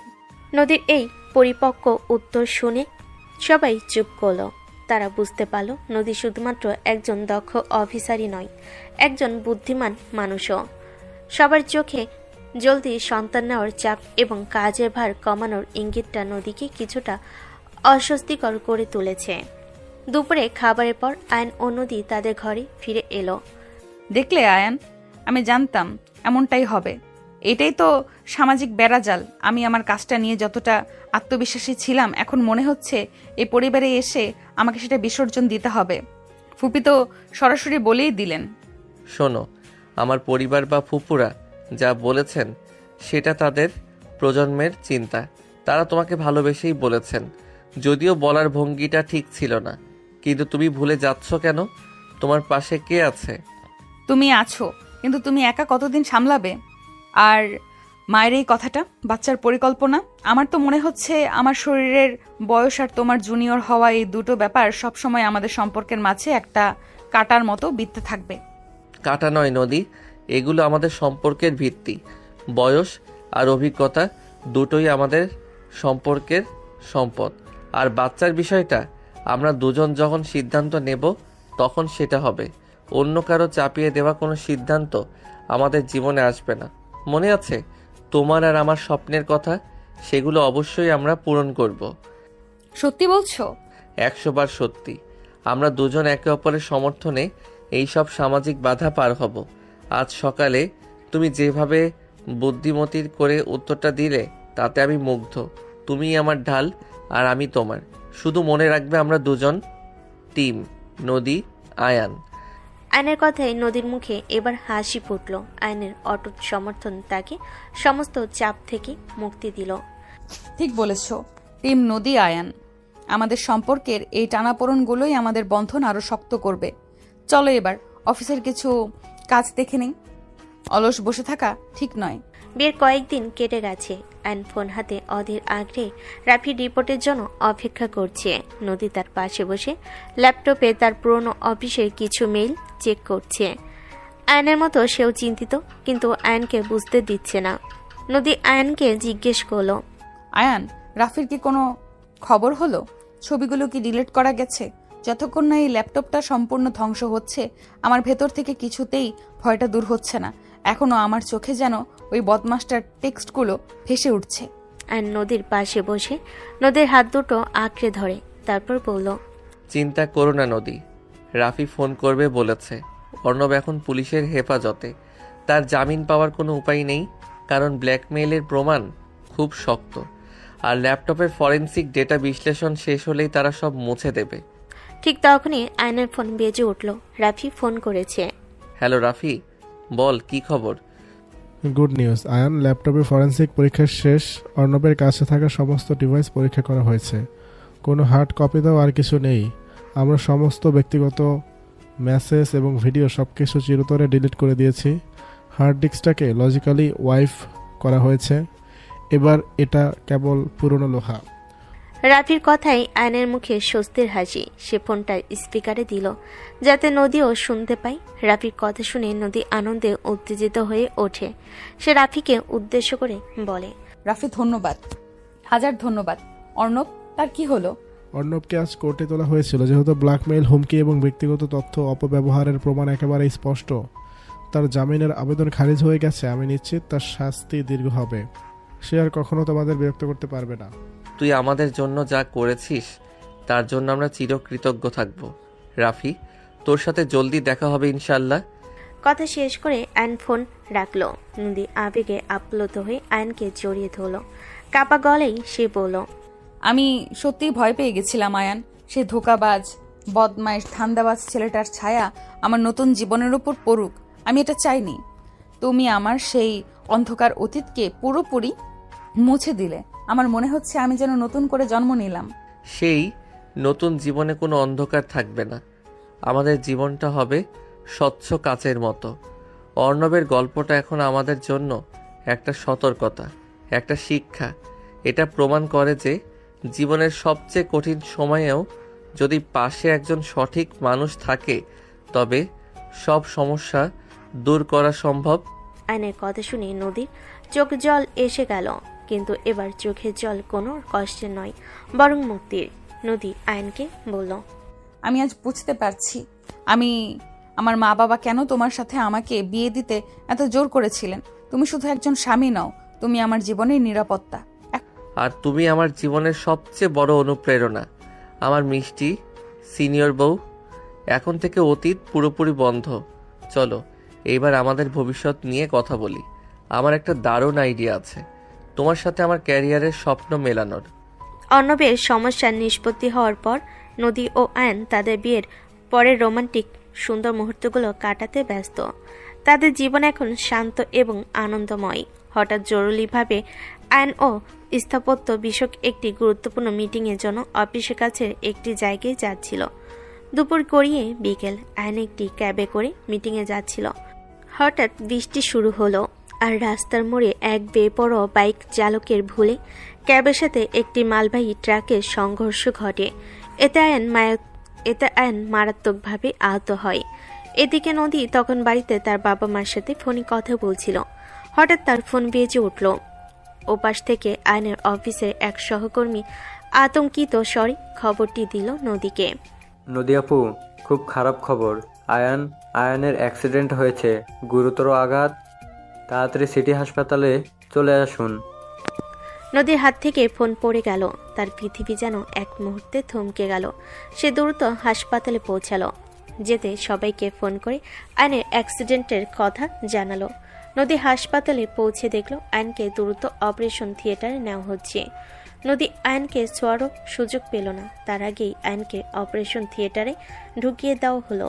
তার বাবা মাও এবং শ্বশুর শাশুড়ি কিছুক্ষণ পর পৌঁছালেন। নদী অস্থির হয়ে হাসপাতালের করিডোরে পায়চারি করছে। ঘণ্টাখানেক পর ডাক্তার বের হলেন। ক্লান্ত স্বরে ডাক্তার বলল, অপারেশন সফল হয়েছে, কিন্তু আঘাতটা গুরুতর। বিশেষ করে ডান পায়ে আর মাথায় বেশ আঘাত লেগেছে। আপাতত পেশেন্ট বিপদমুক্ত, কিন্তু তাকে দীর্ঘদিন পর্যবেক্ষণে রাখতে হবে। পায়ের আঘাত সারতে সময় লাগবে। ডাক্তার, ঠিক কতদিন লাগবে? সে কি আবার স্বাভাবিকভাবে হাঁটতে পারবে? আপাতত এই ব্যাপারে কিছু বলা কঠিন। তাকে অনেক দিন বিছানায় থাকতে হতে পারে। এটি একটি দীর্ঘ এবং কঠিন যাত্রা হতে চলেছে। রোগীকে মানসিকভাবে এখন প্রচুর সাপোর্ট দিতে হবে। নদী স্তম্ভিত হয়ে গেল। স্থপতি আয়ন যে কিনা নিজের পায়ে দাঁড়িয়ে উঁচু ইমারত তৈরির স্বপ্ন দেখত, সে আজ বিছানায় শয্যাশায়ী। তার স্বপ্নের রং যেন মুহূর্তেই ফ্যাকাশে হয়ে গেল। পরের দিন থেকে শুরু হলো নদীর চরম সংগ্রাম। আয়নকে কেবিনে স্থানান্তর করা হয়েছে, কিন্তু সে এখন সম্পূর্ণ স্বাভাবিক নয়। সে যখন কিছুটা জ্ঞান ফিরে পেল, তখন চোখ খুলে নদীকে দেখতে চাইল। নদী আয়নের বেডের কাছে একটি চেয়ার টেনে বসে বলল, এখন কেমন আছো আয়ান? কেমন লাগছে তোমার? মাথা আর শরীরে অনেক ব্যথা করছে, অসহ্য যন্ত্রণা। নদী, আমি সহ্য করতে পারছি না। আয়নের কষ্ট দেখে নদীর বুকের ভিতরটা দুমড়ে মুছে গেল। এত সুন্দর সুপুরুষের মতো একটা মানুষ অসহায়ের মতো ব্যথায় কাতরাচ্ছে। নদীর চোখ ভিজে গেল চোখের জলে। নদী আয়নকে বলল, আয়ান, সব ঠিক হয়ে যাবে, দেখো, শুধু একটু সময় লাগবে। কিন্তু আমার বিশ্বাস তুমি একদম আগের মতো সুস্থ, স্বাভাবিক জীবন ফিরে পাবে। তাই যেন হয়। আয়নের কিছু বলতে পারল না। যন্ত্রণায় সে কাবু হয়ে আছে। চোখগুলো তার হয়ে উঠেছে ঝাপসা। নদী এবার মন প্রাণ ঢেলে আয়নকে সুস্থ করতে উঠে পড়ে লাগলো। আয়নকে হাসপাতাল থেকে রিলিজ করে বাড়িতে নিয়ে আসা হয়েছে। নদী যত্ন করে আয়নের কপালে বেজা তোয়ালে বলিয়ে দিচ্ছে, সারা শরীর মুছে দিচ্ছে। আয়ন অসহায়ের মতো নদীর দিকে তাকিয়ে বলল, আমি তোমার জীবনটা নষ্ট করে দিলাম নদী। আমি জানি আমি আর কখনো পুরোপুরি সুস্থ হব না। আমার আর কোনো ভবিষ্যৎ নেই। আমি আর নিজের পায়ে দাঁড়াতে পারবো না। একজন স্থপতি যদি হাঁটতেই না পারে, তার কাজ কি? চুপ করো আয়ান, এমন কথা বলবে না। তুমি কি ভুলে গেছো আমি তোমার সিনিয়র? আর একজন সিনিয়র জানে তার টিম মেম্বার যখন অসুস্থ হয় তখন তাকে একা ছেড়ে যেতে নেই। তুমি আমার টিম, আর আমি তোমার পাশে থাকবো। আমার সেবা করতে গিয়ে তুমি নিজের জীবন, ক্যারিয়ার সব নষ্ট করছো নদী। তোমার জীবনটা আমি শেষ করে দিলাম। কিছুদিন আগেই ব্ল্যাকমেইলারের হাত থেকে মুক্তি পেলে, আর এখন তোমার সামনে এক পঙ্গু স্বামী। তুমি আমাকে ছেড়ে চলে যাও নদী, এখনো সময় আছে। আয়নের কথা নদীর কষ্ট হয়, কিন্তু সে তা আয়নকে বুঝতে দেয় না। তার এখন ধৈর্য চূর্তি হলে চলবে না। এটা নদীর ধৈর্যের পরীক্ষা। নদীর ভেতরে ম্যাসিওর স্ত্রী ও সিনিয়র অফিসার যে উঠল, সে আয়নকে ধমক দিয়ে দৃঢ়তার সাথে বলল, একদম বাজে কথা বলা বন্ধ করো। তোমার পায়ে আঘাত লেগেছে, তোমার মনে জোরে নয়। তুমি ভুলে যাচ্ছ কেন? আমি একজন ভুক্তভোগীর জীবন দেখেছি। আমি তোমায় ছেড়ে যেতে পারতাম যখন অর্ণব আমার পিছু নিয়েছিল। আমি যাইনি। আর তুমি আজ বিপদে, আর আমি চলে যাব? আমি সেই মেয়ে নই আয়ান, আমি তোমার স্ত্রী। স্ত্রী হয়েছো বলে কি দয়া করছো আমাকে? স্বামী স্ত্রীর সম্পর্ক কোনো দয়ার সম্পর্ক নয় আয়ান। এই সম্পর্ক বোঝাপড়ার সম্পর্ক। আর একটা কথা কান খুলে শোনো, তোমার স্থপতি হওয়ার স্বপ্ন আর আমার শান্ত জীবনের স্বপ্ন সবই আমরা একসাথেই দেখব। তোমার পা নয়, তোমার মাথা আর হাত দুটো এখনো ঠিক আছে। তুমি বিছানায় শুয়ে কাজ করবে। তুমি শুধু সুস্থ হও। তোমার সেবা করার দায়িত্ব এখন আমার। আয়নের চোখে বিস্ময় এবং শ্রদ্ধা ফুটে উঠল। নদীর এই অপ্রতিরোধ্য ভালোবাসা ও মানসিক জোর দেখে তার হতাশা কিছুটা কাটল। আয়ন কোমল স্বরে কৃতজ্ঞতার সাথে বলল, তুমি সত্যি অন্যরকম নদী। আমি তোমার যোগ্য নই। যোগ্যতার বিচার এখন নয়, এখন শুধু সুস্থ হওয়ার পালা। তুমি আমার জীবনের সবচেয়ে বড় সম্পদ আয়ান। এখন শুধু বিশ্রাম নাও, আমি সবসময় তোমার পাশে থাকবো। আয়নের দুর্ঘটনার পর 1 মাস পেরিয়ে গেছে। এখনও আয়নের সারাদিন বিছানায় পড়ে থেকে কাটে। নদীর জীবন এখন পুরোপুরি পরিবর্তিত। একদিকে অফিসের কাজ, অন্যদিকে আয়নের সেবা। যদিও নদী ওয়ার্ক ফ্রম হোম করার ব্যবস্থা করে নিয়েছে, তবু মাঝে মাঝে তাকে অফিসেও ঢু মারতে হয়। রাতের পর রাত জাগা, আয়নের যত্ন, ওষুধ, খাবার আর ক্রমাগত মানসিক চাপ সব কিছু নদী একা সামলাচ্ছে। রাত 11টা। নদী সত্য তার অফিসিয়াল কাজ শেষ করে একটি রিপোর্টে ইমেল করলো। অ্যান্ড শুয়ে আছে, ঘুমন্ত নয়। তার ডান পা প্লাস্টার করা, আর মুখের দিকে তাকালে এখনও হতাশার ছাপ স্পষ্ট। নদী ধীরে ধীরে আয়নের পাশে এসে বসে চুলে হাত বুলিয়ে দিতে লাগলো। আয়ন বলল, তুমি কখন ঘুমাবে নদী? তুমি তো গত 1 মাস ধরে ঠিকমতো ঘুমাওনি। তোমার চোখ দুটো দেখলেই বোঝা যায় তুমি কতটা ক্লান্ত। আমি ঠিক আছি, তুমি চিন্তা করো না। আমি তোমার চেয়ে 4 বছরের সিনিয়র, মনে আছে তো? আমার স্ট্যামিনা তোমার চেয়ে বেশি। তাছাড়া আমি ঘুমালে কে তোমার যত্ন নেবে? নার্স, তারা তো শুধু ডিউটি করে। আর আমি তো তোমাকে ভালোবাসি। আমার যত্ন আর তাদের যত্ন যে আকাশ পাতাল তফাৎ আছে আয়ান। এটাই তো আমার সবচেয়ে বড় কষ্ট নদী। তোমার এই ভালোবাসা যত্ন দেখে আমার নিজেকে অপরাধী মনে হচ্ছে। তোমার অফিস কাজ, তারপর আমার সেবা করা, সব কিছু, তোমার জীবন সব নষ্ট হয়ে যাচ্ছে। তোমার এই কষ্টটা আমার প্রাপ্য নয়। তুমি এসেছো আমার পাশে থাকার জন্য, আর আমি কিনা তোমাকে এভাবে কষ্ট দিচ্ছি। নদী আয়নার হাতে হাত রেখে কোমল স্বরে বলল, শোনো আয়ান, আমি তোমাকে একটা কথা বলি। যেদিন আমি তোমাকে বিয়ে করতে রাজি হয়েছিলাম সেদিন আমার কাছে 2টি বিষয় স্পষ্ট ছিল। 1, আমার অভিজ্ঞতা তোমার চেয়ে বেশি, তাই এই সম্পর্কে আমি অনেক সমস্যার সমাধান দিতে পারবো। 2, যদি কখনো আমি জীবনে বড় কোনো বাধা আসে, আমি পিছু হটবো না। এখন তুমি আমার জীবনের সবচেয়ে বড় চ্যালেঞ্জ। আমি চ্যালেঞ্জ নিতে ভালোবাসি, মনে নেই? তুমি শুধু আমার কথায় ভরসা রাখো। তুমি যখন আবার তোমার পায়ে দাঁড়াবে, তখন আমরা আবার আমাদের স্বপ্ন পূরণ করব। আমার স্থপতির স্বপ্ন? আমি কি আবার ডিজাইন টেবিলের সামনে বসতে পারবো? আমার পা কি আবারও আমাকে সেই স্বাধীনতা দেবে? আমি দেখতে পাচ্ছি আমার সমস্ত স্বপ্ন ধোয়া হয়ে যাচ্ছে। তুমি কেন আমার উপর এত ভরসা রাখছো? কারণ আমি তোমার স্বপ্নগুলো আমার স্বপ্নের চেয়েও বেশি যত্ন করে দেখেছি আয়ান। আমি জানি তুমি কত বড় স্থপতি হতে চাও। মনে আছে বাসরাতে তুমি বলেছিলে তুমি মানুষের জন্য ভালোবাসার বাসস্থান তৈরি করতে চাও। সেই স্বপ্নটা কি তোমার পায়ের সামান্য আঘাতের জন্য আটকে থাকবে? কখনোই না। তাহলে আমি কি করব? আত্মবিশ্বাস রাখবে নিজের প্রতি। তুমি এখন তোমার কাজটা বিছানায় শুয়েই করতে পারো। তোমার ডান হাতটা তো ঠিক আছে, তাই না? আমি কাল অফিস থেকে তোমার ল্যাপটপ, ডিজাইনার, গ্রাফিক্স টেবিলটা আর তোমার পছন্দের সব বই নিয়ে আসবো। তুমি এখান থেকেই কাজ করবে। তোমার ডিজাইন, তোমার পরিকল্পনা সবকিছু চলতে থাকবে। তোমার পা সেরে উঠবে, কিন্তু তোমার কাজ থামবে না। নদীর কথাই আয়নের চোখ এবার জলে ভিজে গেল। নদী এই বাস্তববাদী কিন্তু গভীর আবেগপূর্ণ সমাধান তার ভেতরে হতাশা দূর করে দিল। আয়নের মনে হতে থাকলো সে তাকে পারতেই হবে, অন্তত নদীর মান রাখতে। নিজের স্বপ্ন পূরণের জন্য হলেও তাকে লড়তে হবে। আয়ন ভেজা গলায় বলল, তুমি আমার জন্য এত কিছু করছো। তোমার অফিস, তোমার নিজের চিন্তা, সব কিছু ভুলে তুমি শুধু আমার কথা ভাবছো। আমার মনে হচ্ছে আমি তোমায় যতটা ভালোবাসি, তুমি তার চেয়েও 1000 গুণ বেশি আমায় ভালোবাসো। ভালোবাসার তুলনা হয় না আয়ান। আমি শুধু তোমার পাশে আছি। যেমন তুমি আমার ব্ল্যাকমেইলের দুঃস্বপ্ন শেষ করে আমার পাশে দাঁড়িয়েছিলে। এটা কোনো দেনা পাওনা নয়, এটা জীবন।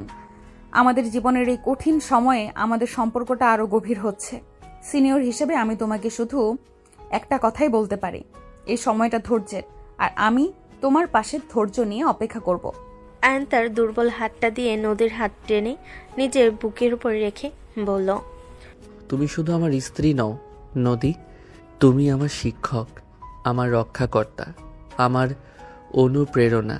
এই অসুস্থতা আমাকে শিখিয়ে দিল আমার জীবনে তোমার মূল্য কতখানি।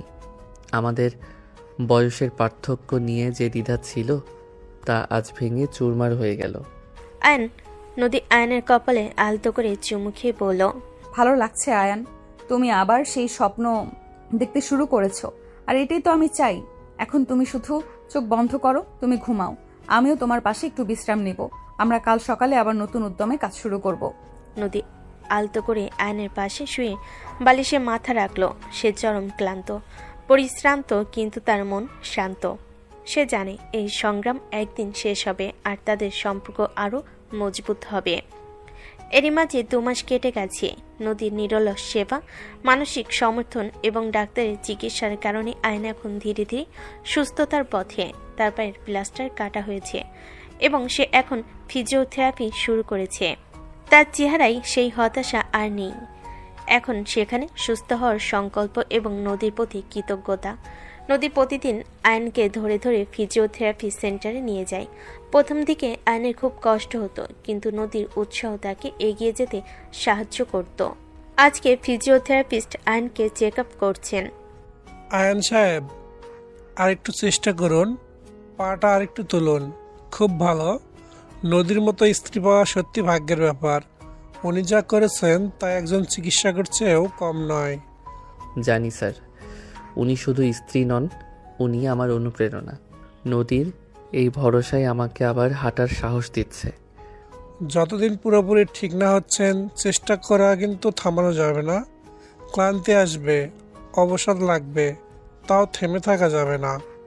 ফিজিওথেরাপিস্ট স্যার ঠিক বলেছেন আয়ান, তুমি হাল ছেড়ো না। তুমি একজন স্থপতি, তোমার কাজ হলো শক্ত ভিত্তি তৈরি করা। আজ তোমার নিজের পায়ের ভিত্তিটা মজবুত করার সময়। যখন আমি বিছানায় পড়েছিলাম, ভেবেছিলাম সব শেষ, তুমি আমার হাতে ল্যাপটপটা দিয়েছিলে, মনে আছে? বলেছিলে তোমার কাজ থামবে না। তোমার সেই কথাগুলোই আমাকে বাঁচিয়ে রেখেছে। আমি বিছানায় শুয়ে শুয়ে অন্তত 3টা নতুন প্রজেক্টের স্কেচ করেছি। দেখো, আমি জানতাম তোমার সেই স্বপ্নগুলোই তোমাকে টেনে তুলবে। এখন চলো, আজ আর নয়, তোমার বিশ্রাম দরকার। বাড়ি, হাসপাতাল, ফিজিওথেরাপি সেন্টার আর কাজ, এরই মাঝে এখন আয়নের জীবন গেঁথে গেছে। আয়নের পুরোপুরি সুস্থ হতে আরও সময় লাগবে। সে ক্রাস নিয়ে হাঁটে। একদিন সন্ধ্যায় আয়ন আর নদী দুজনেই তাদের রুমের বারান্দায় বসে ভবিষ্যৎ পরিকল্পনা করছে। নদী বলল, ডাক্তার বলেছে আর মাস 3 নিয়মিত ফিজিওথেরাপি চললে তুমি আবার পুরোপুরি নিজের পায়ে দাঁড়াতে পারবে। আমি নিশ্চিত তুমি পারবেই। আমি বিশ্বাস করি, তবে এই অসুস্থতা আমাকে জীবনের অনেক কিছু শিখিয়ে দিল। নদী, আমি এখন আর শুধু সফল স্থপতি হতে চাই না, আমি একজন ভালো স্বামীও হতে চাই, যে তার স্ত্রীকে প্রতিটি পদক্ষেপে সমর্থন দেবে। তুমি আমার জন্য এত কিছু করলে আমি কিভাবে তোমার ঋণ শোধ করব? ঋণ শোধ করতে হবে না আয়ান, শুধু একটাই অনুরোধ, তুমি সবসময় এমন হাসি খুশি থেকো। আমার জীবনের সবচেয়ে বড় স্বপ্ন ছিল শান্তি। তুমি আমার জীবনের সেই শান্তি এনে দিয়েছো। আর আমার জীবনের সবচেয়ে বড় দুঃস্বপ্ন, তুমি প্রমাণ করেছো যে তুমি একজন খাঁটি মানুষ। তোমার জীবনে ভরসার জায়গা হতে পেরেছি, এটাই আমার কাছে অনেক। এখন চলো, আমাদের নতুন জীবন শুরু করি। তুমি বিছানায় শুয়ে যে 3টা প্রজেক্ট ডিজাইন করেছো, তার মধ্যে একটি প্রজেক্টের কাজ তুমি এবার নিজের নামেই শুরু করো। আমি তোমার মার্কেটিংয়ের, ফাইন্যান্সের দিকটা সামলে নেব। জুনিয়র অফিসারের এবার একটা নিজস্ব ফার্ম হওয়া উচিত। আয়ন অবাক হয়ে নদীর দিকে তাকায়। সে বিশ্বাস করতে পারছে না যে নদী আয়নকে নিজস্ব একটি ফার্ম তৈরি করতে বলছে। সে আগ্রহের সাথে আবার নদীকে জিজ্ঞেস করলো, তুমি বলছো আমাদের নিজেদের ফার্ম? কিন্তু এত দ্রুত? আমার তো এখনো পুরোপুরি সুস্থ হতে সময় লাগবে। আমি আছি তো। তোমার আইডিয়া, তোমার মেধা আর আমার অভিজ্ঞতা, এই দুটো মিলে একটা দারুণ টিম হবে। তুমি শুধু ড্রয়িং করবে, আমি ক্লায়েন্ট হ্যান্ডেলিং, লোন অ্যাপ্লিকেশন আর অফিসের যাবতীয় সিনিয়র ডিসিশনগুলো নেব। তুমি শুধু আমার স্ত্রী নও নদী, তুমি আমার বিজনেস পার্টনারও। এটা একটা অসাধারণ আইডিয়া। আমি তোমার চেয়ে 4 বছরের ছোট, কিন্তু আমার জীবনটা তোমার বুদ্ধিমত্তার কাছে কৃতজ্ঞ। ধন্যবাদ নদী, তোমার এই বিশ্বাস আমাকে আরও দ্রুত সুস্থ করে তুলবে। নদী আয়নের কাঁধে মাথা রেখে বলল, বিশ্বাস তো করতেই হবে। তুমি এখন থেকেই ফার্মের জন্য একটা সুন্দর নাম ভাবো। আমাদের এই স্বপ্নের ফার্ম হবে ভালোবাসার স্থাপত্য। আর হ্যাঁ, আরেকটা জিনিস, আমার মনে হয় এবার আমাদের সত্যি সত্যি বাচ্চার পরিকল্পনা করা উচিত। আমরা দুজনেই এখন কঠিন একটা পরীক্ষা পার করে এসেছি। আমাদের জীবনে এবার একটা নতুন আনন্দ আসা দরকার। তোমার কি মতামত এতে?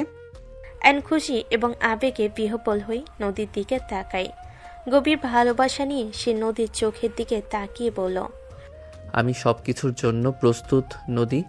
তোমার পাশে থাকতে পারলে আমি যে কোনো নতুন জীবনের জন্য তৈরি। চলো নতুন করে স্বপ্ন দেখা শুরু করি। আমাদের টিম নদী, আয়ান এবার আরও মজবুত, আরও বড় হবে।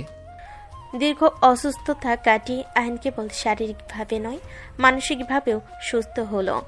দুজনেই মিশে গেল অনেক দিন পর। ভালোবাসার শতরূপ দেখতে শুরু করলো একে অপরের মাতাল করা স্পর্শে। এই ভালোবাসার ভাগ হয় না কখনো। অ্যান্ড এখন প্রায় সম্পূর্ণ সুস্থ। তাদের নতুন আর্কিটেক্ট ফার্ম এর কাজও শুরু হয়েছে। সেখানে আইন ডিজাইন করে আর নদী সিনিয়র পার্টনার হিসেবে বাইরের সব দায়িত্ব সামলায়। অসুস্থতার পর তাদের সম্পর্ক এখন আরও বেশি ঘনিষ্ঠ, যেখানে ভালোবাসা, শ্রদ্ধা আর নির্ভরতা মিশে আছে। তাদের বিয়ের প্রথম বার্ষিকী আসছে। নদী আইনের জন্য গোপনে এক বড় সারপ্রাইজের পরিকল্পনা করেছে। আইনের আর্কিটেক্ট ফার্মের নতুন অফিসের আজ প্রথম দিন ছিল। সন্ধ্যা 7টা। আইন সারাদিন কাজ করে ক্লান্ত। নদী তাকে জোর করে বাড়ি পাঠাতে চাইছে। সে আইনের কাঁধে হাত রেখে বলল, যাও, আর কাজ করতে হবে না জুনিয়র অফিসার। তোমার আজকে ডিউটি শেষ, কাল এসে বাকিটা করবে। সিনিয়র, তুমি এত কঠোর কেন? তুমিই তো বললে প্রথম প্রজেক্টটা ভালো করে শেষ করতে হবে। তাছাড়া তোমার পাশে থাকতে আমার ভালো লাগে। তুমি আমার কাজের সময়ও এমন সুন্দর করে হাসো, তাতে ক্লান্তি কোথায় যে উধাও হয়ে যায় খুঁজেই পাই না। অতিশয্য কম দেখাও। আমি জানি তুমি ক্লান্ত। আর তোমাকে একটা কথা বলি, তুমি যখন ডিজাইনে ডুবে থাকো তখন তোমার চোখ দুটো অন্যরকম উজ্জ্বল দেখায়। আমার তখন খুব ভালো লাগে। তবে হ্যাঁ, এখন যেতে হবে। আমি তোমাকে একটা বিশেষ ডিনার টেবিলে দেখতে চাই। নদীর কথাই আইন কৌতূহলী হয়ে উঠল। ভোরকুচকে সে নদীর দিকে তাকিয়ে বলল, বিশেষ ডিনার? কোথায়? আমাদের বাড়িতে নাকি বাইরে? আর আগামীকাল তো আমাদের অ্যানিভার্সারি, আজই কি সারপ্রাইজ দিচ্ছ? না না, আগামীকালের সারপ্রাইজ আগামীকালই পাবে। আজকেরটা সাধারণ ডিনার। কিন্তু হ্যাঁ, সেখানে একটা ছোট্ট আলোচনা সভা হবে। এখন যাও, বাসায় গিয়ে ফ্রেশ হও। আমি ওই ফাইলগুলো গুছিয়ে আসছি। আইন হেসে বাড়ি গেল। সে জানে নদী কিছু লুকাচ্ছে। পরের দিন তাদের বিয়ের প্রথম বার্ষিকী। আইন সারাদিন নদীর জন্য কেনা হীরের লকেটটি নিয়ে খুব নার্ভাস ছিল। সন্ধ্যায় সে যখন তৈরি হয়ে ডাইনিং হলে এলো, সে অবাক হয়ে গেল। ডাইনিং টেবিলটা ফুলে আর ক্যান্ডেলে সাজানো। মৃদু আলোয় বারান্দার পরিবেশটা একদম রোমান্টিক। নদী পড়ে আছে আইনের পছন্দের একটি নীল শাড়ি, যা সে 1 বছর আগে অফিস পার্টিতে পরেছিল। কিন্তু আসল সারপ্রাইজ টেবিলে নয়। আইন মুগ্ধ চোখে চারপাশটা দেখে নদীকে বলল, নদী, তুমি অসাধারণ সাজিয়েছ, কিন্তু আমি কি শুধু তোমার সৌন্দর্য দেখব নাকি এই সব আয়োজনের প্রশংসা করব? এই নীল শাড়িতে তোমাকে দেখে আবার প্রেমে পড়ে যাচ্ছি। থ্যাংক ইউ আয়ান, কিন্তু সারপ্রাইজটা টেবিলে নয়। মনে আছে আমি তোমার একটা স্বপ্ন জিজ্ঞেস করেছিলাম? নদী তখন বারান্দার এক কোণে নিয়ে গেল। সেখানে একটি বড় ফ্রেমের ছবি রাখা। ছবিটি তাদের নয়, সেটি আয়নের সেই প্রথম ডিজাইন, যেটা সে অসুস্থতার সময় বিছানায় শুয়ে এঁকেছিল।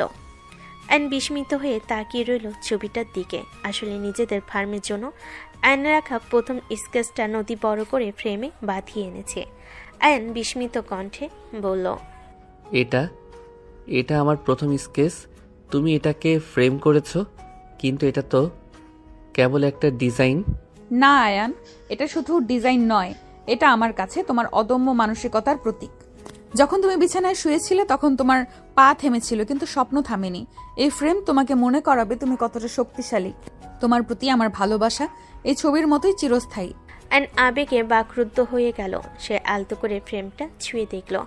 আয়ন ভেজা কণ্ঠে বলল, তুমি তুমি সবসময় আমার মনের কথা কিভাবে বুঝতে পারো নদী?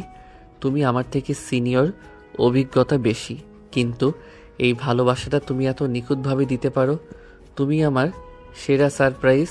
এই লকেট বা কোনো দামি উপহার তোমার ভালোবাসার সমকক্ষ হতে পারবে না।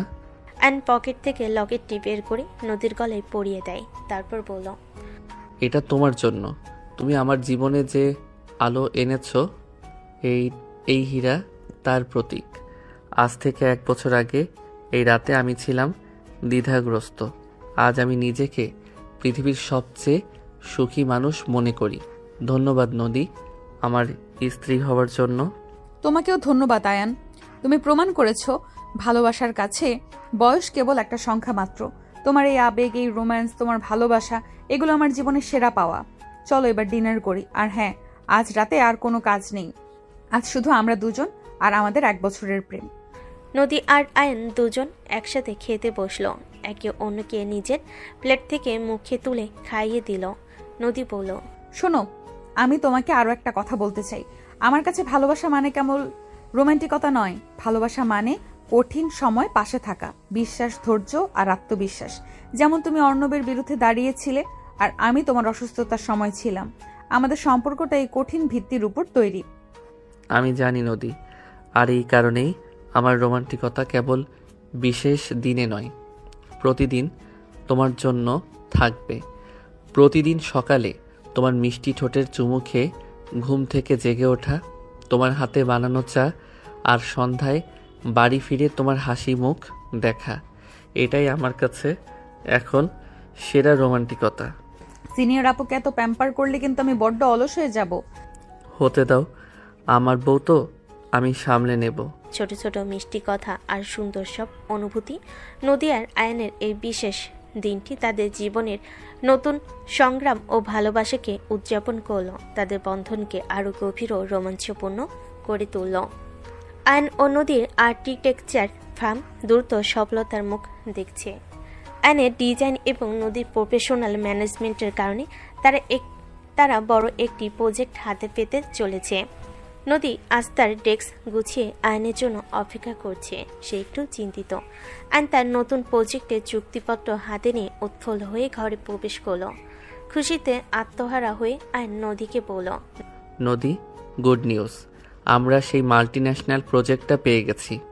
আমাদের আর্কিটেক্ট ফার্মের প্রথম মাইল ফলক দেখেছো? আমাদের টিম নদী আয়ান কি করতে পারে? অসম্ভবকেও সম্ভব করে ফেলতে পারে। আমি জানতাম তুমি পারবে। তোমার ডিজাইনে সেই ক্ষমতা আছে। Congratulation junior officer. আজ রাতে একটা জমকালো ডিনার হবে। অবশ্যই হবে, কিন্তু তার আগে আমি তোমার সঙ্গে একটা খুব জরুরি বিষয় নিয়ে আলোচনা করতে চাই। তোমার কি মনে আছে আমি একটা প্রজেক্টের জন্য বিদেশে একটা প্রতিযোগিতায় অংশ নিয়েছিলাম? নদীর সঙ্গে সঙ্গে গাম্ভীর্য ফিরে পেল। সে জানত এটাই সেই বড় বাধা। সে আস্তে করে বলল, হ্যাঁ মনে আছে।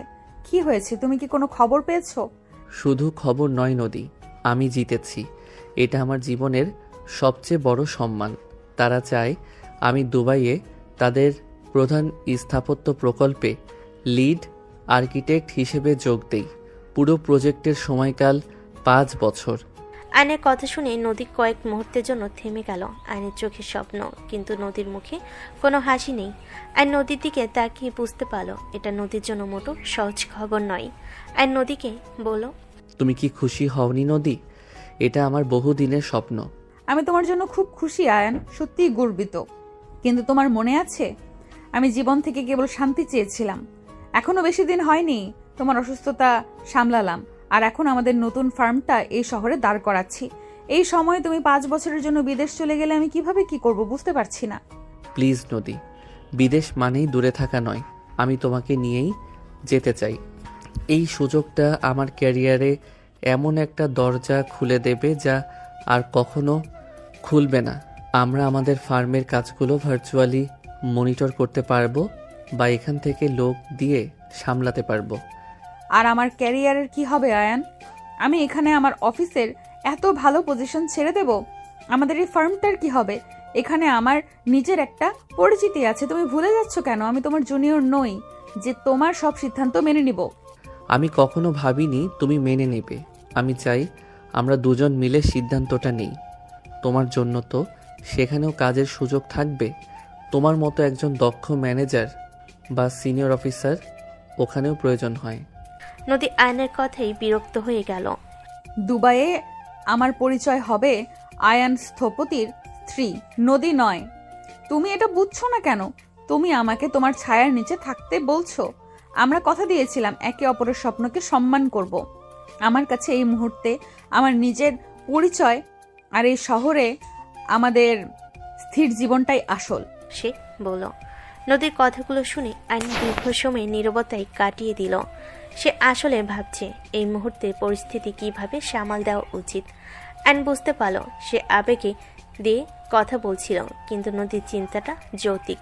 আর নিজেকে বুঝালো, তারপর নদীকে বলল, ঠিক আছে, আমি দুঃখিত।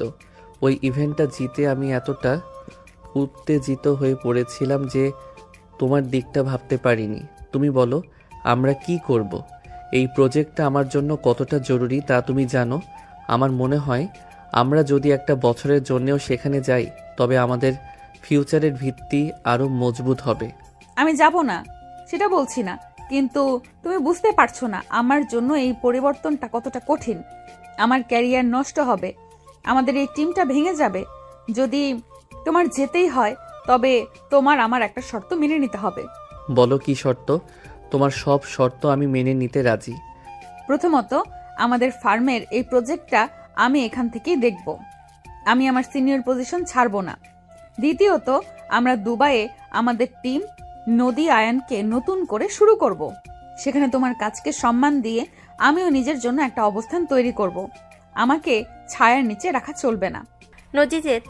নদী যে তার কাজে এবং সিদ্ধান্তে গ্রহণে কতটা পরিপক্ক তা আবারও প্রমাণ হলো। নদীর প্রতি আয়নের চোখে শ্রদ্ধা ফুলে উঠল। সে জানত নদীর এই দৃঢ়তা তার সিনিয়র পরিচয়ের আসল শক্তি। সে নদীকে জড়িয়ে ধরে বলল, তুমি আমার জীবনের শ্রেষ্ঠ উপহার নদী। আমি তোমার সব শর্তে রাজি। আমরা দুবাইয়ে নতুন করে নিজেদের পরিচয় তৈরি করব। আমরা সব বাধা একসঙ্গে পার করব। মনে রেখো, আমাদের সম্পর্কের ভিত ভালোবাসার, স্থান পরিবর্তনের নয়। চলো আমরা দুজনেই এক নতুন চ্যালেঞ্জের জন্য প্রস্তুত হই। আইন ও নদীর দুবাই যাওয়ার সিদ্ধান্ত চূড়ান্ত হয়েছে। নদী তার অফিসে সিনিয়র পদ চায়নি, বরং 1 বছরের লম্বা স্যাবাটিক্যাল ছুটি নিয়েছে এবং সেখান থেকেই তাদের নতুন ফার্মের কাজগুলো ভার্চুয়ালি দেখভাল করবে। তারা এখন তাদের নতুন জীবনের জন্য জিনিসপত্র গুছাচ্ছে। নদী তার পুরনো ডায়েরি এবং অফিসের ফাইলগুলো একটি বক্সে ভরছিল। আইন এসে তার পাশে বসলো। নদীর দিকে তাকিয়ে সে বলল, তুমি কি এখনো দ্বিধায় আছো নদী? আমি জানি তোমার জন্য এই শহর, তোমার পরিচিতি ছেড়ে যাওয়াটা কতটা কষ্টের। তুমি চাইলে আমি এই অফারটা প্রত্যাখ্যান করতে পারি। তোমার শান্তিটাই আমার কাছে আসল। না আয়ান, আমার মধ্যে দ্বিধা নেই। আমি শুধু মনে মনে সেই দিনগুলোর কথা ভাবছিলাম, যখন আমি এই বিয়েতে রাজি ছিলাম না, যখন অর্ণব আমাকে ব্ল্যাকমেল করতো, যখন তুমি হাসপাতালে ছিলে। আমাদের জীবনের প্রতিটি কঠিন মোড়েই তুমি আমাকে পথ দেখিয়েছো। আমি শুধু তোমার পাশে থাকার চেষ্টা করেছি মাত্র। তোমার কি মনে আছে বাসরাতে তুমি আমাকে জিজ্ঞাসা করেছিলে আমি কি তোমার বন্ধু হতে পারবো? আমি সেই বন্ধু হিসেবেই বলছি, আমি চাই না তোমার জীবনের সেরা সুযোগটা আমার জন্য হাতছাড়া হোক।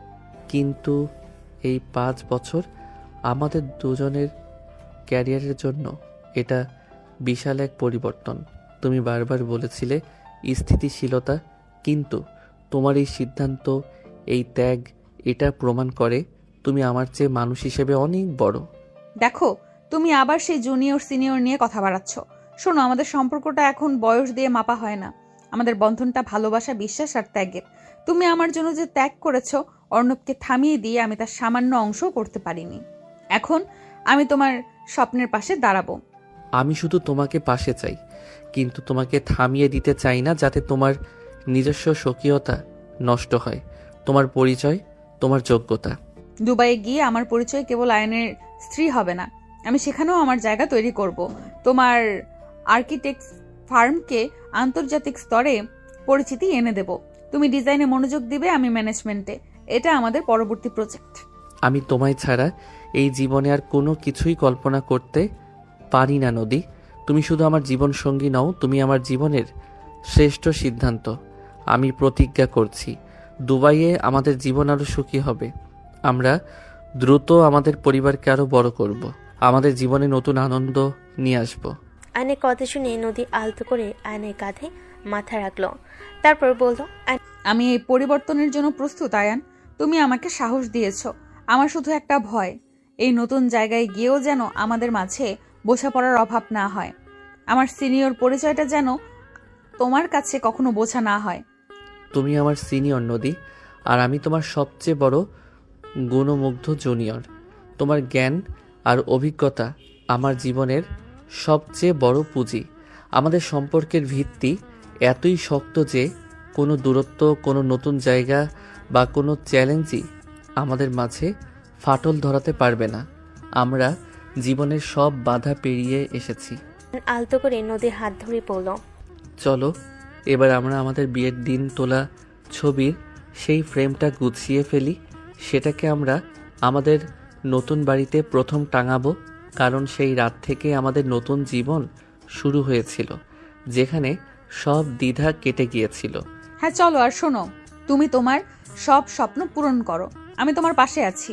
সিনিয়র আপু যখন বউ, এই সম্পর্কের অর্থ আমাদের এই ত্যাগ, এই বোঝাপড়া আর এই ভালোবাসা দিয়ে নতুন করে প্রতিফলিত হবে। আমরা ভালো থাকবো আয়ান। আমরা দুজন টিম, নদী আয়ান। আয়ন ও নদী তাদের পুরনো জিনিসপত্রের মাঝে নতুন জীবনের স্বপ্ন দেখতে শুরু করলো। সব চ্যালেঞ্জ পেরিয়ে তারা একে অপরের সমর্থনে এক নতুন ও সুখী ভবিষ্যতের দিকে পা বাড়ালো। আয়ন ও নদীর দুবাই যাত্রার প্রস্তুতির মাঝে দুই পরিবার একসাথে একটি পারিবারিক মিলন মেলার আয়োজন করেছে, যেন আয়ন আর নদীর সাথে যাওয়ার আগে সব আত্মীয় স্বজনদের দেখা হয়। এই অনুষ্ঠানে আয়নের এক ফুফাতো বোন সামিয়াও যোগ দেন, যে দীর্ঘকাল ধরে আয়নকে মনে মনে ভালোবাসে। নদী ও আয়ন হাসি মুখে পরিবারের সঙ্গে কথা বলছে। সামিয়া ঘরে প্রবেশ করল এবং একদম আয়নের কাজ ঘেঁষে গায়ে গা লাগিয়ে দিল, যা নদীর চোখে অস্বস্তি তৈরি করলো। নদীকে উপেক্ষা করে সামিয়া আয়নের হাত ধরে খুব ঘনিষ্ঠ হয়ে আহ্লাদি গলেই বলল, আয়ান, ফাইনালে দেখা হলো। তুমি তো বিয়ে করে উধাও হয়ে গেলে। আমাকে তো একটাবারও জানাওনি যে বিয়ে করছো। কেমন আছো বলো? বিয়েটা করার আগে যদি একটাবার জানাতে, তোমার জন্য আমার কত প্ল্যান ছিল, সব বেচতে গেল। আরে সামিয়া, কতদিন পর, তোর জন্য তো এই অপেক্ষাটা ছিল না। জানিস তো এখন তো সব ব্যস্ততা নদীকে নিয়ে। ভালো আছি, তুই কেমন আছিস? সামিয়া এক ঝলক নদীর দিকে তাকালো, হাসিটা তার চোখে পৌঁছালো না। নদীর দিকে সামান্য মনোযোগ দিয়ে সে বলল, ওহ হাই নদী আপু, তোমরা আমাদের ছেড়ে দুবাই চলে যাচ্ছ? শুনে খুব খারাপ লাগছে। আয়নের এই শহর থেকে নিয়ে যাচ্ছ, ওকে খুব মিস করব। তোমাকেও করব, তবে খুব কম। যাকগে, তুমি তো সিনিয়র, জীবনের কঠিন সিদ্ধান্তগুলো তোমরাই ভালো বোঝো। শুধু আয়ন আমাকে বুঝলো না। দেশের বাইরে ছিলাম আর এই সুযোগে টপ করে সিনিয়র তোমাকে বিয়ে করে ফেললো। নদী কানে স্নেহ শব্দটি কাটার মতো বাজল। সে বুঝতে পারল সামিয়ার উদ্দেশ্য ভালো নয়, তাই সে সামিয়াকে শান্ত এবং আত্মবিশ্বাসী স্বরে বলল, ধন্যবাদ সামিয়া। জীবনের কঠিন সিদ্ধান্তগুলো দুজন মিলেই নেই। আর আর তোমার ভাইয়ের ক্যারিয়ারের জন্য এটা জরুরি। আর হ্যাঁ, এখানে সিনিয়র বা জুনিয়র নয়, আমরা স্বামী স্ত্রী। আমি তো জানি নদী আপু, তবে আমি বলছিলাম কি, আয়ন আর আমি সমবয়সী কিনা। আয়ন আগে অনেক কিছুই বুঝতো না, সেসব আমি তাকে বুঝিয়ে দিতাম। সে একটু লাজুক ছিল তো। আমার মনে আছে একবার স্কুলে একটা প্রজেক্টে আয়নকে মারাত্মক ভুলটাই না করেছিল। আমি ওকে পুরো রাত ধরে বুঝিয়ে শিখিয়ে প্রজেক্ট কমপ্লিট করেছিলাম। সেই সময়গুলো আমি ওর কতটা পাশে ছিলাম। সামিয়া ইচ্ছে করেই এমনভাবে কথাগুলো বলল যাতে নদীর প্রতি তার ঈর্ষা প্রকাশ পায়।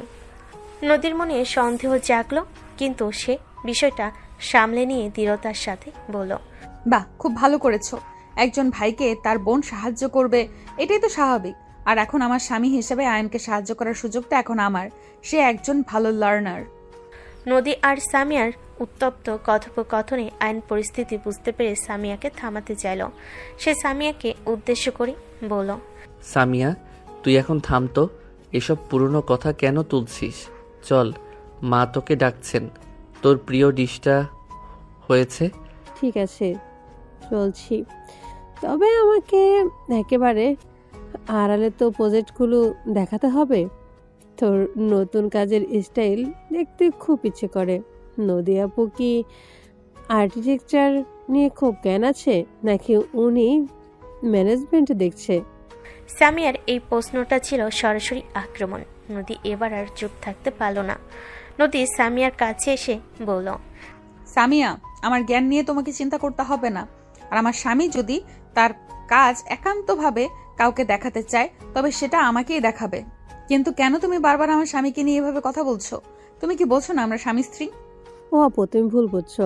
আমি তো আয়নকে ছোটবেলা থেকে চিনি। ওর সব আবদার, ওর দুর্বলতা আমার জানা। আমি যা বলছিলাম, আয়ন ভালো মন্দ দেখভাল করা তো কাজে